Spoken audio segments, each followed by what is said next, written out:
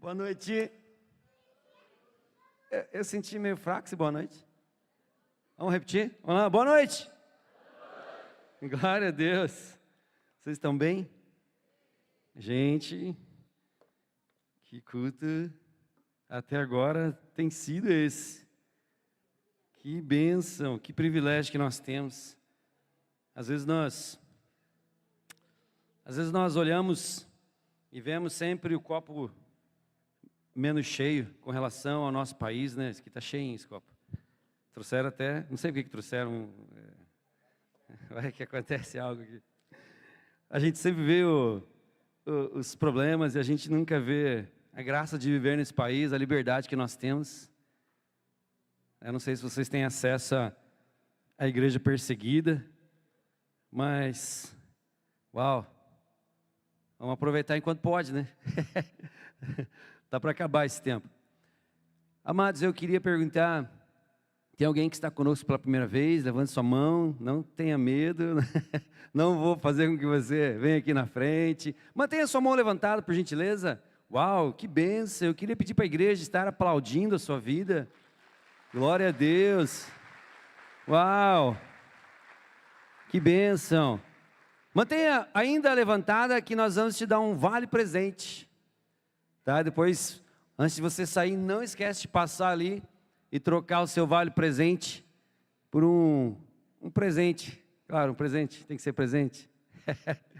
Um good, um mimozinho da nossa igreja para você, dizendo que você é muito importante, muito obrigado. Se você está procurando igreja, como diz o nosso pastor Adilson, nós estamos procurando por você. Então vem para a aba você também, vem! Está melhorando, não sou tão bom assim quanto os demais, mas um dia a gente aprende. Amém, queridos, glória a Deus. Tá? Continua com essa mão levantada, não se preocupe, se cansar, você reveza a mão. Amém, glória a Deus pela tua vida. Amém, queridos. Glória a Deus por essa igreja. Eu fico pensando, Deus, aonde é que o Senhor vai nos levar? Que coisa formidável. Deus tem nos levado, queridos, a lugares que a gente nunca imaginava. E é só o começo. É só o começo. Deus tem mais, amém? Aquele que começou a boa obra em nós é fiel para terminá-la até o dia de Cristo. Quantos creem nisso? Amém? Feche seus olhos. Os visitantes já foram atendidos. Tem aqui na frente também. Demorou, né? Está com cãibra no braço. Mas amém. Glória a Deus. Feche seus olhos. Feche seus olhos. Feche seus olhos. Pai, em nome de Jesus, obrigado. Tu és tão bom. Tu és tão bom. Tu és tão bom. Tu és tão bom. A tua bondade, Senhor Deus, ela é expressiva neste lugar. A sua graça, Senhor Deus, a sua misericórdia, Senhor Deus, essa atmosfera de presença. Obrigado, Espírito Santo, nós te amamos. Obrigado, Jesus, nós te amamos. Jesus, nós te amamos. Jesus, nós te amamos. Pedimos, Senhor, que o Senhor venha de uma forma poderosa fazer novamente, continua fazendo aquilo que o Senhor fez, aquilo que o Senhor está fazendo neste lugar de uma forma poderosa. Senhor Deus, nós declaramos que Tu és bem-vindo, como desde o início nós falamos, nós declaramos, Pai, nós declaramos cada mente aqui, cada coração, um terreno fértil para receber a palavra, essa palavra, Deus, que é uma semente poderosa, e ela vem, ela faz aquilo que Te apraz, e nós repreendemos Satanás, vá embora com todas as suas mentiras. Nós declaramos, Senhor, o Senhor aumentando o contingente de anjos neste lugar. A Tua palavra diz que os anjos são seres espirituais, eles estão a serviço daqueles que hão de herdar a salvação, e estes somos nós. Obrigado, Senhor. Nós Te agradecemos e mais uma vez a Tua igreja Te aplaude. Aplauda o Senhor, querido. Aleluia. Amém. Amém. Glória a Deus. Estava lendo esses dias uma história, algo que acontece em Israel, próximo ao Monte Hermon. Tem muita plantação de trigo. E alguém um dia perguntou para um dos agricultores: que tem uma propriedade gigantesca lá, ele perguntou assim: como é que vocês sabem o tempo da colheita? Daí esses judeus, eles não são cristãos, eles são judeus mesmo. Eles creem no Primeiro Testamento, no Antigo Testamento. Eles creem até ali Malaquias, ali fechou o cânon para eles e... enfim. Mas eles creem no mesmo Deus que nós cremos, eles só não creem em Jesus, estão perdendo, né? Estão perdendo. Mas o Senhor tem planos com aquela nação, eu creio. Mas enfim, e o interessante foi a resposta que ele deu. A resposta que ele deu foi assim: quando está tudo preparado para a colheita, vem aquilo que nós chamamos o hálito do Altíssimo, ou sopro do Altíssimo. E tudo que é trigo, tudo que tem fruto, a diferença entre o trigo e o joio é que o trigo tem fruto. E quando vem esse hálito, esse sopro, esse vento do Altíssimo, como eu já falei, que eles denominam sopro do Altíssimo, o hálito, o cheiro suave, diz que o trigo, ele se prostra. E nós estamos prestes a viver essa metáfora de uma forma poderosa nas nossas vidas, na vida da igreja. Sopro do Espírito Santo batendo, sopro do Espírito Santo vindo, encontrando aqueles que o amam com frutos de arrependimento. E quando esse hálito vem, esse sopro de vida passa sobre o povo de Deus, nós nos quebrantamos. Então que você seja hoje, ao sentir o sopro do Altíssimo, que você seja um desses que se prostra diante do Senhor e fala assim: Senhor, eu quero mais. Eu quero mais da tua presença, eu quero mais de ti. Amém? Nossas armas, eu queria que projetasse lá, 2 Coríntios 10. O contexto de 2 Coríntios é bem interessante. Tem um povo que ficou muito triste com o apóstolo Paulo por causa da primeira carta. Diz alguns historiadores, e na verdade há, mas ela está meio misturada na segunda, uma segunda carta que se perdeu. Essa na verdade seria a terceira. Mas enfim, não é aula de teologia. Mas havia um povo meio chateado com o apóstolo Paulo. Inclusive, nesse capítulo 10, lá pelo versículo 15 ou 16, você vai ver assim que alguns falavam do apóstolo Paulo. Imagine se não vão falar de mim. Falavam dele assim: as cartas são poderosas, mas a presença dele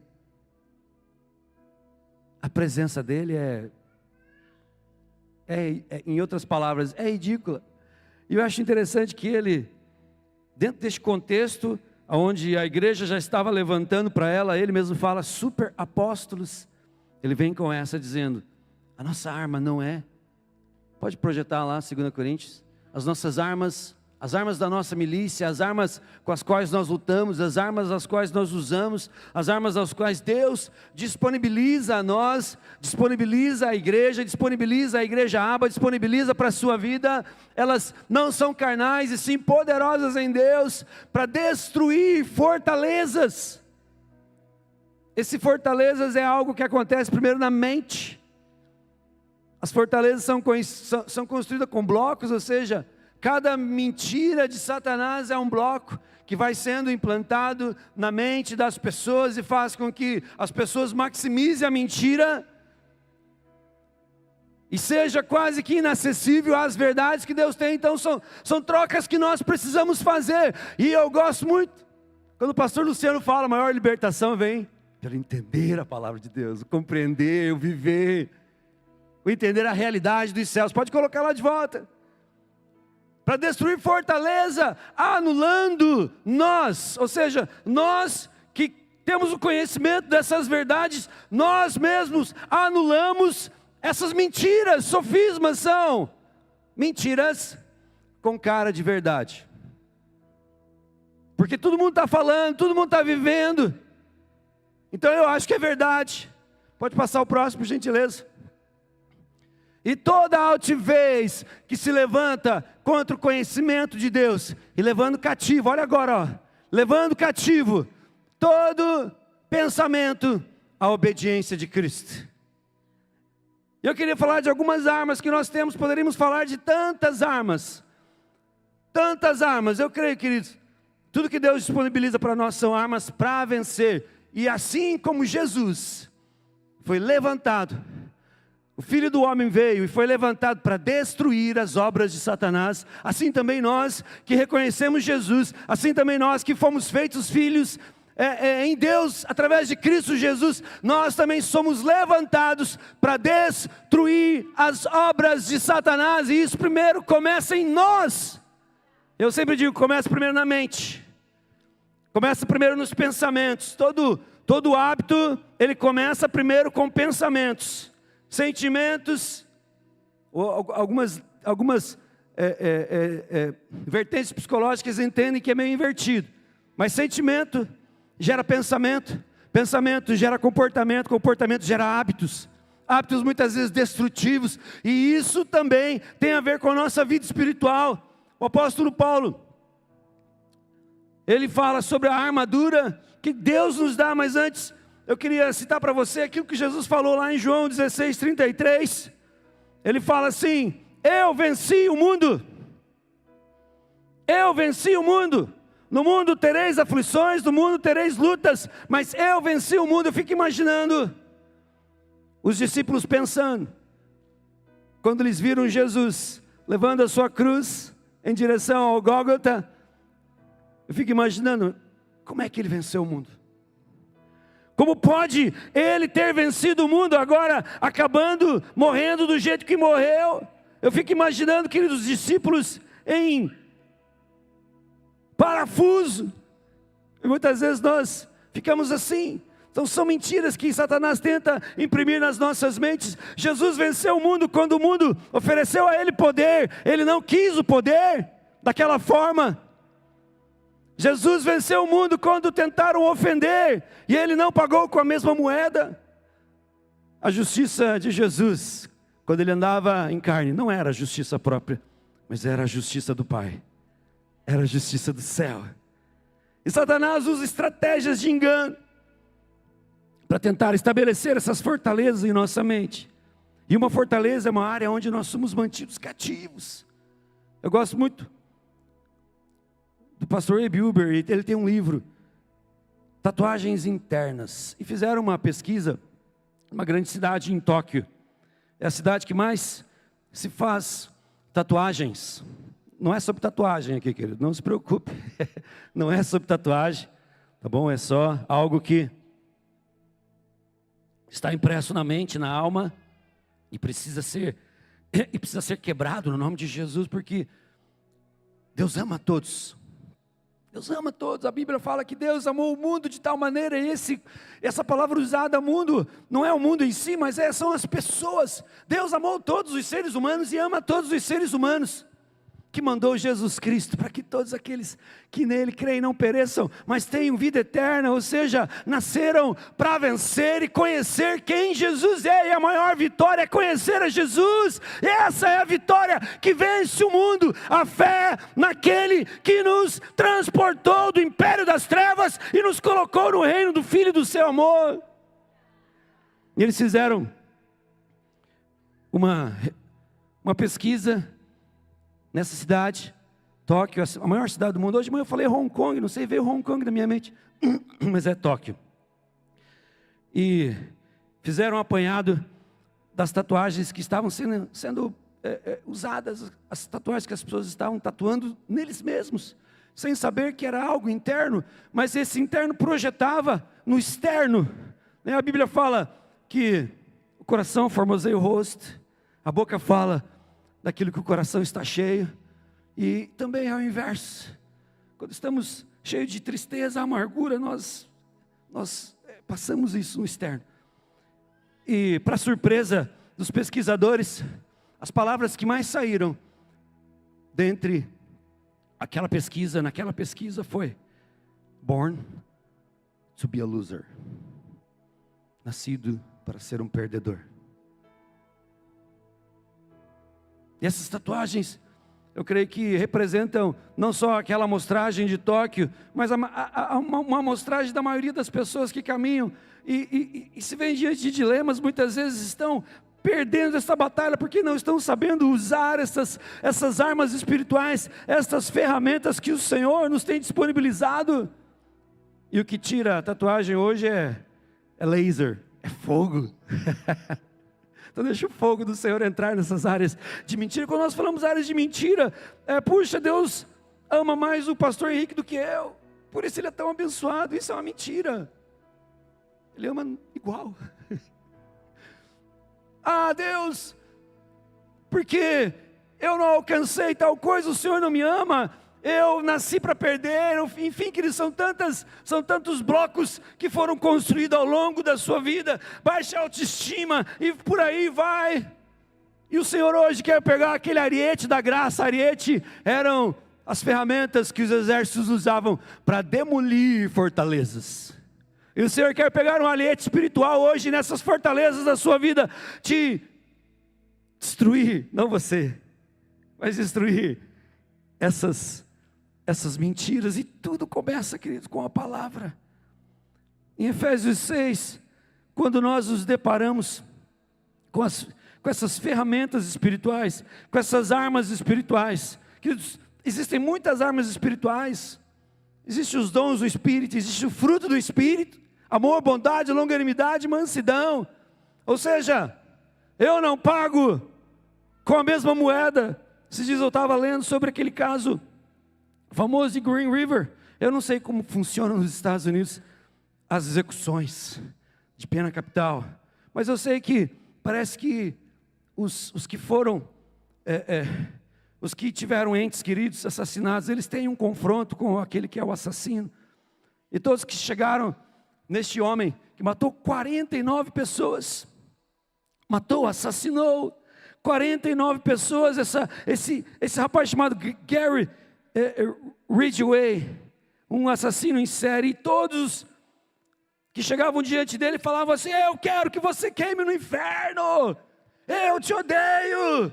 E você via uma expressão terrível, por mais que nós entendemos o sofrimento, mas esse homem, ele desdenhava das pessoas, ele ria das pessoas, como um bom psicopata. Todo mundo sabe que psicopatia não tem o chip do afeto, e a gente poderia falar mais sobre isso, sobre pessoas que não sentem sentimentos, não têm sentimentos pelos outros.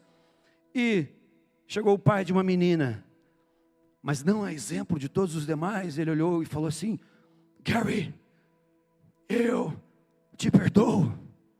Você matou o meu baby. Ele falava: você matou a minha menininha, mas eu te perdoo. Eu quero que você conheça quem Jesus é. E o interessante é que todos os demais que vieram antes, quando eles praguejavam contra a vida desse psicopata, diz que ele desdenhava. Isso tem no YouTube. Ele fazia caras e bocas, aquela cara assim de desdém. E psicopata não chora. Pelo menos a psicologia diz, a ciência diz isso. Mas quando esse homem, cheio do Espírito Santo, ele falou: Deus, assim como o Senhor enviou o seu filho, e o seu filho venceu o mundo, eu também quero vencer o mundo. Eu quero vencer esse sentimento de raiva, de ódio, esse sentimento de pagar com a mesma moeda. Eu quero, Senhor, pagar com as moedas do céu, com a moeda corrente do céu. E ele disse: eu te perdoo. Eu quero que você conheça Jesus Cristo. Eu quero que você chegue ao conhecimento do Senhor. Eu quero que um dia a gente possa caminhar no céu, eu, você e a minha filha que você assassinou. Diz que esse homem começou a chorar. São armas espirituais.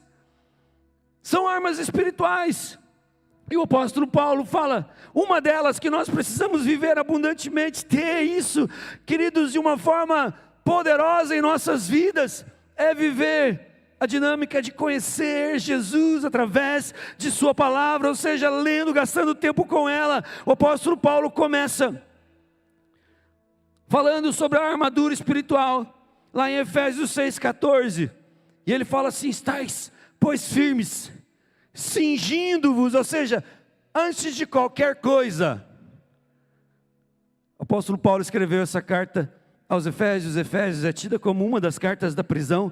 Ele escreveu enquanto ele estava preso, e a história diz que ele ficava preso, amarrado a soldados.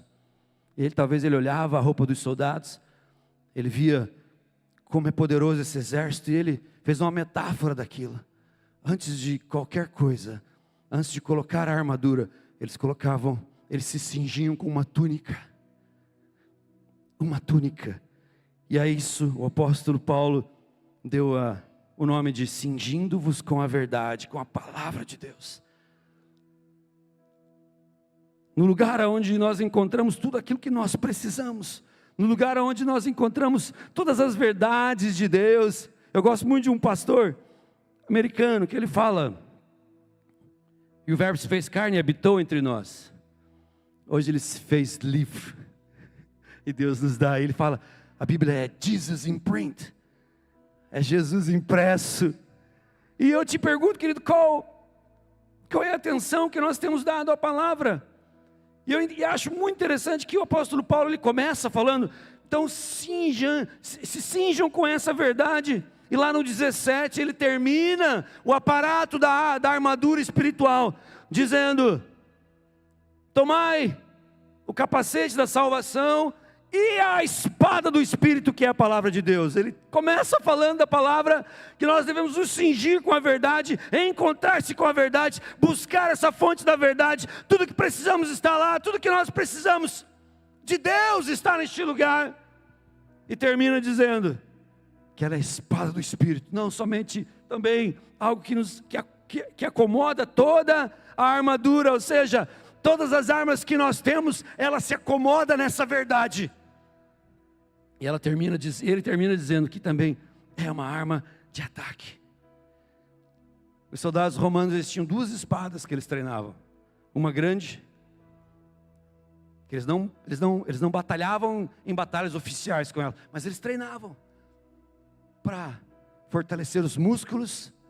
Quem faz musculação sabe, né? Quando você pega algo bem pesado, você fortalece todos os músculos que você vai precisar. E quando você entra numa batalha, e eles entravam na batalha, eles usavam uma espada menorzinha de 45 a 60 centímetros. E essa espada era uma espada ágil, fatal. Por isso foi um dos grandes impérios. Então ele treinava com a espada grande. Nós precisamos treinar com a espada grande, conhecer a Bíblia, ler a palavra, pedir iluminação do Espírito Santo desde Gênesis a Apocalipse, e também conhecer as doutrinas, conhecer as verdades de Deus para a nossa vida, para as nossas vidas através dessa palavra. Queridos, nós precisamos disso, nós devemos isso, nós entendemos que nós devemos ser aqueles aos quais estão cheios desse derramar dessa graça. Por isso o apóstolo Paulo fala para nós estarmos vivendo essa poderosa completude da palavra. E querido, se Jesus foi tentado e ele usou essa poderosa arma quando Satanás se apresenta para ele, em Lucas 4, ele fala, se tu és filho de Deus, tentando jogar um sofisma na vida de Jesus. Se você é realmente filho de Deus, se você é realmente se você crê realmente nessa voz, então manda essas pedras se transformarem em pães. Jesus, o que ele faz? Ele usa a Bíblia. Ele usa. Eu acho interessante que ele fala assim, mas está escrito. Mas está escrito. Precisamos ser aqueles que afirmam que as Escrituras dizem. Precisamos viver essa dinâmica, querido, de conhecer quem Jesus é, aquilo que o Senhor tem. Mais uma vez, Satanás tenta atacar a voz de Deus, mas falha em Jesus, porque Jesus, eu creio, vivia poderosamente aquilo que eu chamo de princípio S1, princípio do Salmo 1. Bem-aventurado o varão, o homem, que não anda segundo o conselho dos ímpios, nem se detém no caminho dos pecadores, nem se assenta na roda dos escarnecedores, mas antes tem o seu prazer na lei do Senhor, e nela medita de dia e de noite. Às vezes a gente olha para Jesus e a gente pensa, todo o download que Jesus precisava, ele já nasceu com ele. Não. Em Hebreus 5:8 fala que Jesus, ele aprendeu pela obediência, aprendeu através do sofrimento. A Bíblia diz, embora sendo filho, aprendeu a obediência pelas coisas que sofreu. Então quando Satanás veio com essas mentiras, oferecendo essas mentiras com cara de verdade, ele estava completamente cheio da palavra de Deus. Por isso nós precisamos ser aqueles que afirmam, as Escrituras dizem, a exemplo de Jesus.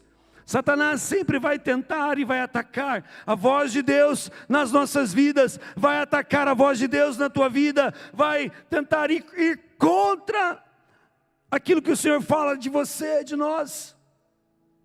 Queridos, precisamos ser aqueles também,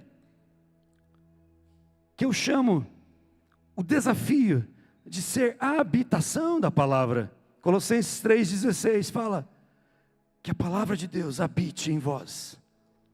Que a palavra de Deus habite na sua vida abundantemente. Eu gosto muito de avivalistas. E tem um deles, que a vida dele, a biografia dele é formidável. É bem difícil de falar.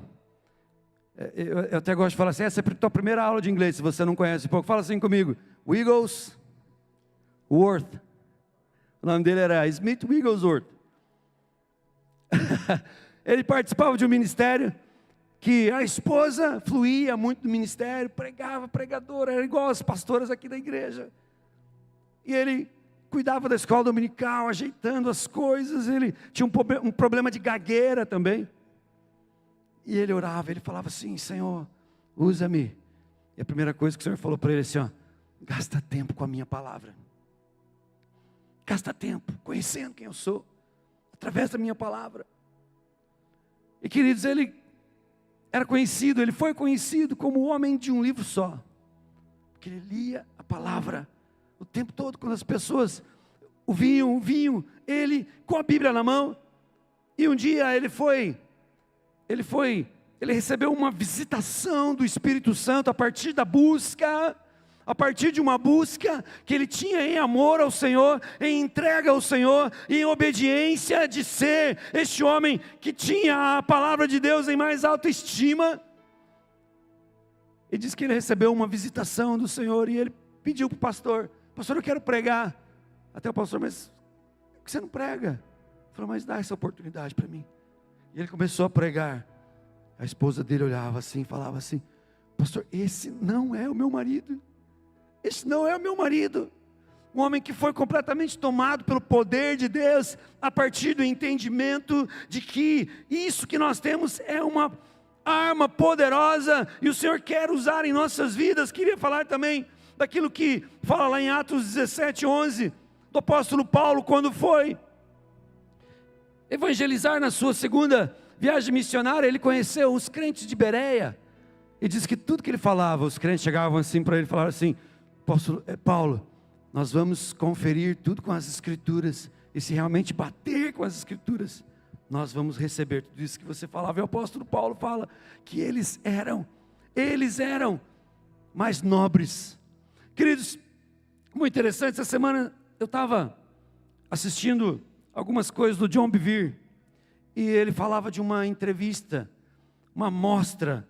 Nessa entrevista ele falava de uma mostra que foi feita por uma entidade americana, traduzida que significa Centro de Engajamento Bíblico.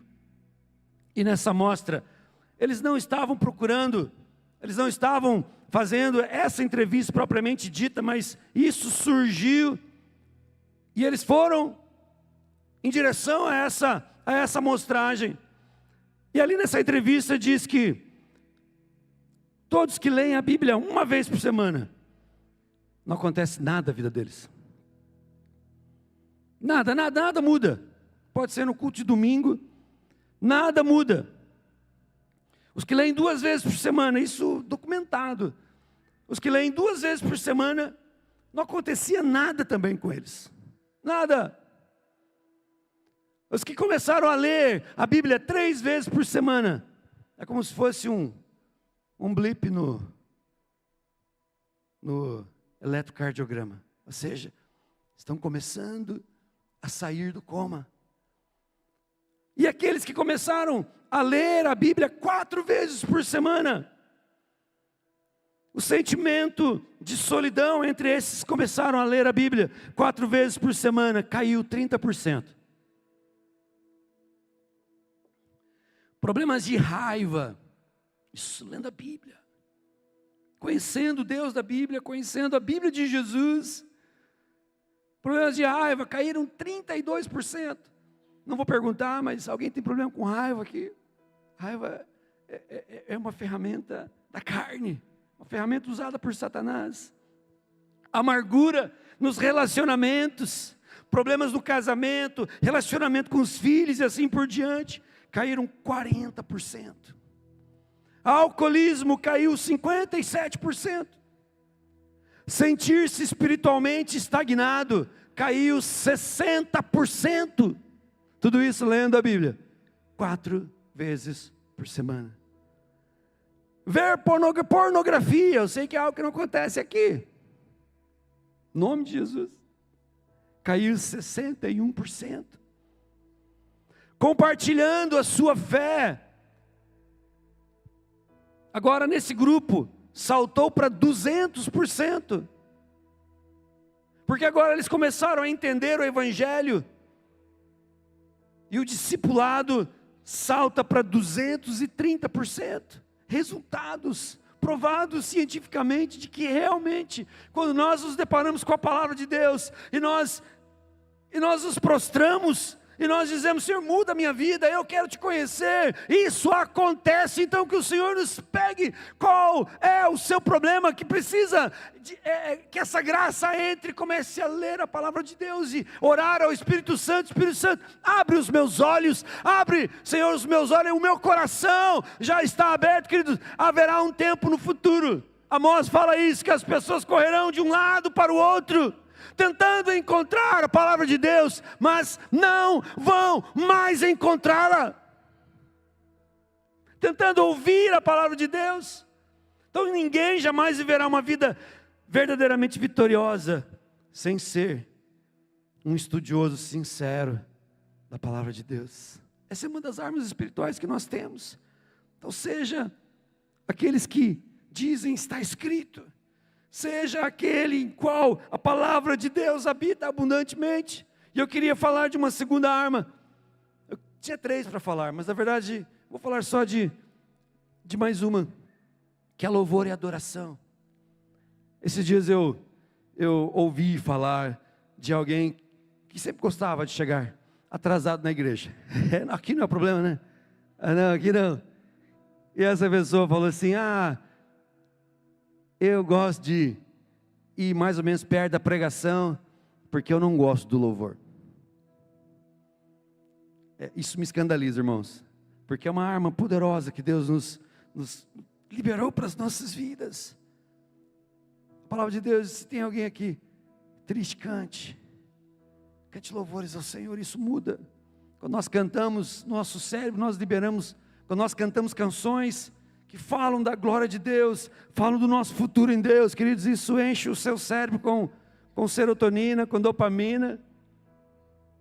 Isso inibe uma área do seu cérebro, que é chamada de córtex pré-frontal, e isso faz com que você seja mais resistente à dor. Está sofrendo, louve ao Senhor. Louve ao Senhor, derrame o seu coração. Engraçado que ele inibe uma área do nosso cérebro, e ele aumenta outra área, que é o nosso cérebro límbico, sistema límbico, o sistema das emoções. Isso fortalece o teu sistema imunológico. Você sabia que uma notícia ruim tem o poder de derrubar numericamente o teu sistema imunológico por 6 horas? Por 6 horas.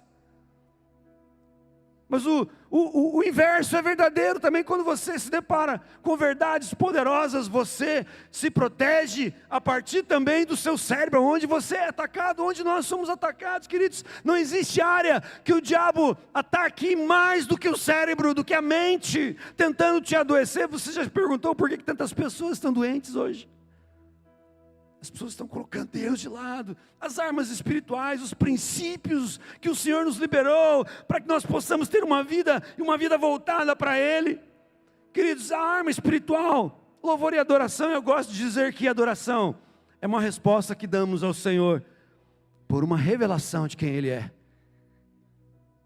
Adoração é uma resposta que nós damos ao Senhor, a partir de uma revelação. Então quando você descobre, uau, daí não é copiar, mas é algo que vem do interior, e você, uau, eu descobri, isso é uma verdade da minha vida, Deus é bom. E adoração, você pode, adoração não tem ela não tem um estilo físico, você pode estar em completa e profunda adoração parado. Agora, o louvor já é diferente. O louvor, eu gosto de dizer que é uma resposta que damos ao Senhor por uma revelação de quem Ele é, mas de um jeito certo. Ah, pastor, eu louvo ao Senhor do meu jeito. Queridos, quero dizer que na Bíblia, coloquei até a mão no bolso, né, para dizer que alguns, eu louvo. Na Bíblia, existe um jeito certo de louvar ao Senhor. É aquilo que os judeus eles chamavam de os 7 passos. Eu não vou entrar propriamente dito nos nomes, mas são expressões corporais.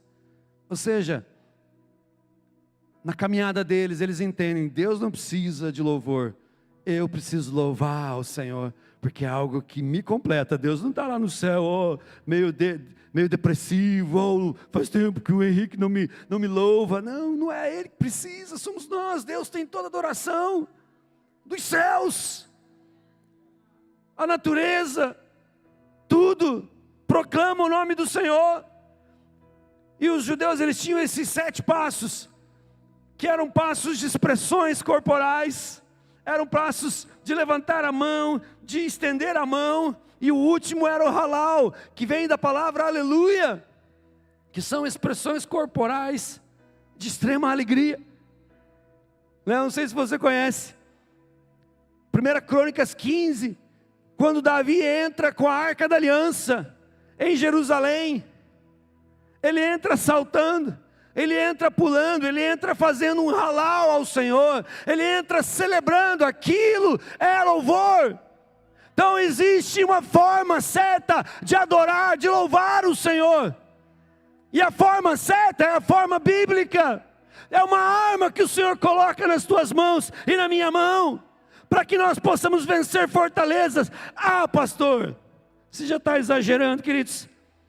Atos 16, 22 ao 26, fala que Paulo e Silas tinham acabado de levar uma surra. Eles estavam fazendo o que na cadeia? Orando e louvando. Fala assim comigo, orando e louvando. Ele disse que houve um terremoto. O interessante é que não caiu nenhuma pedra na cabeça deles, ninguém morreu. Sabe o que aconteceu naquele terremoto? As correntes foram rompidas. As correntes foram rompidas e terminou em salvação. O carcereiro entrou lá e deu mal, os caras foram embora. Eu vou ficar mal agora com os meus superiores. Ele pega uma espada, daquelas que nós falamos, ia se matar. E o apóstolo Paulo falou, não, está tudo bem. O louvor e a adoração é uma arma que o Senhor nos disponibiliza. Talvez existem batalhas que o Senhor só vai dar a vitória quando você entender que isso é um princípio. Não é algo que preenche o culto, não é algo que prepara para a palavra, não é algo menos importante que a palavra. Você sabia que há uma pesquisa bíblica da Sociedade Bíblica do Brasil que diz que 85% de Bíblia que a igreja conhece vem das canções? Tem uma arma poderosa. Eu queria que projetasse para mim 2 Crônicas 20. Depois disso, os filhos de Moabe e os filhos de Amon, um exército que odiava Israel. Eu gosto de dizer que Moabe e os filhos de Amon são os filhos da orfandade. Os filhos da orfandade, eles odeiam o povo de Deus. Com algum dos meunitas vieram a peleja contra Josafá. Então vieram alguns que avisaram a Josafá, dizendo, grande multidão, fala assim comigo, grande multidão, vem contra ti, além do mar da Síria, eis que já estão em Hazazon Tamar, que é em Engedi. Então Josafá teve medo e se pôs a buscar ao Senhor e apregoou jejum em todo Judá. Jejum também é uma arma poderosa. Judá se congregou para pedir socorro ao Senhor. eles se congregaram, Senhor. Vem com a tua provisão. Também de todas as cidades de Judá veio gente para buscar ao Senhor. Pôs-se Josafá em pé na congregação de Judá e de Jerusalém, na casa do Senhor, diante do pátio novo, e disse: Senhor, Deus de nossos pais, porventura não és tu Deus dos céus? Não és tu que dominas sobre todos os reinos dos povos? Na tua mão está a força e o poder, e não há quem te possa resistir.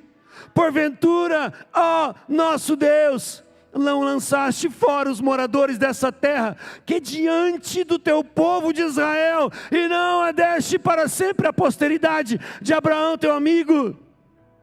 Habitaram nela e nela edificaram um santuário ao teu nome, dizendo: se algum mal nos sobrevier, espada por castigo, peste ou fome, nós nos apresentaremos diante desta casa e diante de ti, pois o teu nome está nesta casa, e clamaremos a ti na nossa angústia, e tu nos ouvirás e livrarás. Agora, pois, eis que os filhos de Amon, e de Moabe, e de Monte Seir, cujas terras não permitiste a Israel invadir, quando vinham da terra do Egito, mas deles se desviaram, e não os destruíram. Eis que nos dão o pago, vindo para lançar-nos fora da tua possessão, que nos deste em herança. Nosso Deus, acaso não executarás tu o teu julgamento contra eles? Porque em nós não há força para resistirmos a essa grande multidão que vem contra nós, e não sabemos nós o que fazer, porém os nossos olhos estão postos em ti.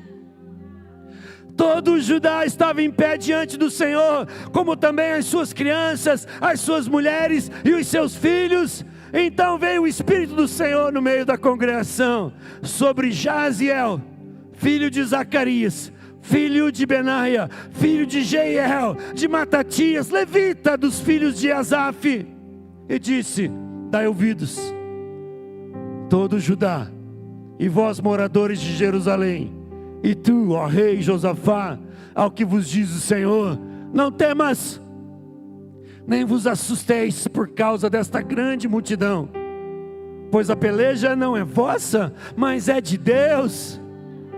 Amanhã descereis contra eles, eis que sobem pela ladeira de Ziz, encontrá-lo-eis no fim do vale, de fronte do deserto de Jeruel. Neste encontro não tereis que pelejar. Tomai posição, ficai parados, e vede o salvamento que o Senhor vos dará ao Judá e Jerusalém. Não temais, nem vos assusteis. Amanhã saí-lhes ao encontro, porque o Senhor é convosco. Então Josafá se prostrou com o rosto em terra, e todos os Judá e os moradores de Jerusalém também se prostraram perante o Senhor e o adoraram. Dispuseram-se os levitas, dos filhos dos coatitas e dos coreitas, para louvarem ao Senhor, Deus de Israel, em voz alta. Fala assim comigo: em voz alta. Sobremaneira, pela manhã cedo, se levantaram e saíram ao deserto de Tecoa, e ao saírem eles ao encontro, pôs-se em pé Josafá e disse: ouvi-me, ó Judá, e vós moradores de Jerusalém, crede no Senhor vosso Deus e estareis seguros, crede nos seus profetas e prosperareis. Aconselhou com o povo e ordenou cantores. Não era para colocar o exército, não era para colocar a cavalaria, não, ordenou cantores, cantores para o Senhor, que vestidos de ornamentos sagrados, com roupas de santidade, marcharam à frente do exército. Marcharam à frente do exército, louvando a Deus, dizendo: rendem graças ao Senhor, rendem graças ao Senhor, porque a sua misericórdia dura para sempre. E olha que interessante essa arma espiritual. Tendo eles começado a cantar e a dar louvores, pôs o Senhor em emboscadas contra os filhos de Amon e de Moabe e os do monte Seir, que vieram contra Judá e foram desbaratados. Queridos, em 1993, eu tinha 19 anos. Tinha 2 anos de conversão. Eu ainda não era um daqueles que falam, está escrito, mas eu já tinha um temor do Senhor no meu coração. Eu me mudei para fora do Brasil. E me lembro, até hoje, é muito nítida aquela cena no meu quarto. Eu morava num sótão no 3º andar. Parecia aquelas casas de assombrada. E aquele dia, aquela noite, uma angústia, uma depressão, uma frustração. Satanás jogando os pensamentos na minha mente. Mas eu lembrei dessa passagem. Essa passagem é uma passagem que marcou a minha vida. E eu comecei a orar: Senhor, traz livramento. E eu não sabia ouvir a voz de Deus ainda, mas eu senti no meu espírito que o Espírito estava mandando: louve ao Senhor. Eu me lembro que eu tinha um violãozinho ruim, não tinha uma tarraxa. Então quando você não tem uma tarraxa, você afina todas as outras cordas por aquela corda. E ficou bem desafinadinho, mas o Senhor não estava interessado na afinação, estava interessado no meu coração. E eu comecei a cantar uma canção que dizia assim: quem pode livrar como o Senhor? Eu, angustiado, comecei a cantar: quem pode livrar como o Senhor? Ele é poderoso para me guardar. Ele é poderoso para me guardar. Sem saber, eu estava afrontando as fortalezas malignas da minha mente. Ele é poderoso para me guardar. E o Senhor começou a me guardar, começou a me renovar. E eu me lembro quando chegou nessa parte: quando os meus inimigos se levantaram contra mim, então o Senhor, Ele estendeu a sua mão. Canta, canta. O Senhor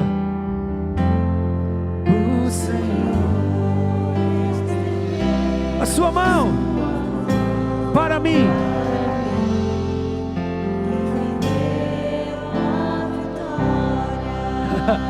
Amém. E nessa hora, queridos, nessa hora, de uma forma muito agressiva, eu escutei passos galopando em direção à janela. E o Senhor me falou: eu expulsei agora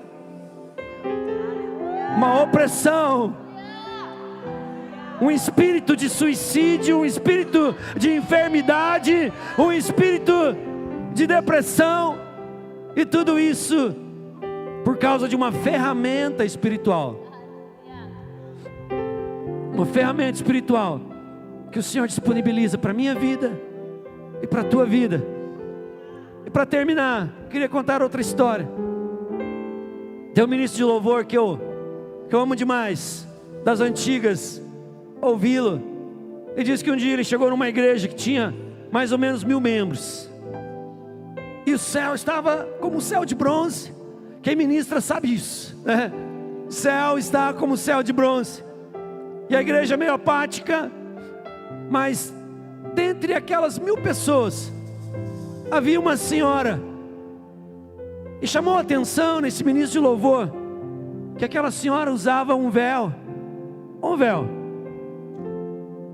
Ela provavelmente estava escondendo ali, ou um ornamento, porque ela não tinha mais cabelos. E quando ele cantava uma canção que diz: vem minha noiva, vem dançar comigo, vem minha noiva, vem me abraçar, vem me tocar. E a igreja não respondia, mas essa senhora, ela dançava no meio da igreja. Ela dançava no meio da igreja. E aquilo chamou muita atenção e ficou no coração dele. Passaram-se algumas semanas, ele liga para o pastor, ele fala assim: pastor, tem uma senhora que no dia que eu fui aí, ela usava um véu. E o pastor falou assim: pois é, rapaz, eu já faz tempo que eu queria te ligar para dizer o que aconteceu. Essa senhora, ela disse que enquanto você ministrava, ela viu Jesus, e Jesus convidou ela: vem dançar comigo, vem. E ela não se intimidou com a multidão, que não estava vendo Jesus, que não estava sentindo Jesus. Ela não se intimidou, e ela foi, e ela dançou com Jesus, e ela se embriagou com Jesus. Como dizem as mulheres, ela foi levada até o bar do Joel e se embriagou com o vinho novo. E naquela semana, pastor falando, naquela semana, ela tinha um exame para fazer. E os médicos fizeram o exame, compararam, e perguntaram para ela: o que aconteceu? Aqui nesse exame que você fez alguns meses atrás, mostra que você tem um câncer, ou tinha um câncer num estágio avançado. Mas esse que nós fizemos mostra que você já não tem mais câncer. Sabe qual que foi a resposta que ela deu para o médico? Ela falou: pois é, doutor, eu dancei com Jesus. Eu dancei com Jesus. Feche seus olhos. Feche seus olhos. Eu queria perguntar aqui: tem alguém aqui que aceita o desafio de se render a Jesus, de dizer: Jesus, eu te quero, eu quero entregar a minha vida ao Senhor, eu quero viver estes princípios da minha vida, Senhor. Eu quero que o Senhor venha, Senhor, destruir essas fortalezas de mentira na minha mente, e isso vai refletir na minha vida, no meu corpo, na minha família. Faz um sinal com a mão. Faz um sinal com a mão. Levanta a sua mão. Você que quer reconciliar com o Senhor. Tem alguém aqui que quer reconciliar com Jesus?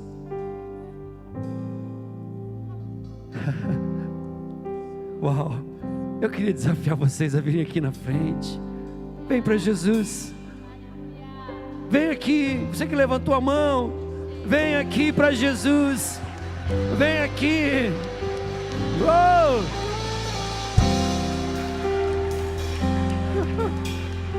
Uou!